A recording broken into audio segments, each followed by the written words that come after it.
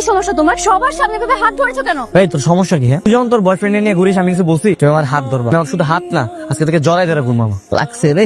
টাকায় নুনের ছিঁড়ে লাগছে। আমাদের এই সুন্দর মোমেন্টের মধ্যে কি সাদমানকে মনে করা তোমার খুব বেশি ইম্পর্টেন্ট ছিল? সাদমানকে ব্লক করে দিলাম।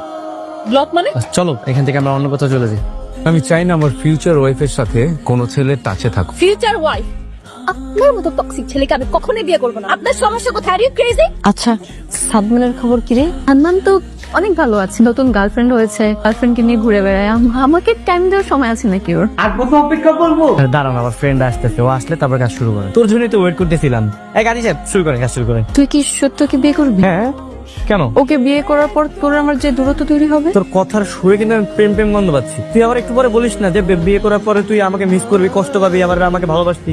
আমি তোকে অনেক মিস করবো, আমি অনেক কষ্ট পাবো, তোকে অনেক ভালোবাসি। আমরা বিয়ে করলে সমস্যা কোথায় বল না? আমাদের তো কোনো সমস্যা নাই, সমস্যা তুই জ্যোতিষী ভবিষ্যৎবাণীতে পরে আবার সত্যি হয়ে যাবে। আর কথা মিথ্যে প্রমাণ করার জন্য আমি তোকে হারাতে চাই না, তাহলে আমার কি হবে? দিনের ভালোবাসার জন্য না আমি আমার এই 5 বছরের সম্পর্ককে হারাতে পারবো।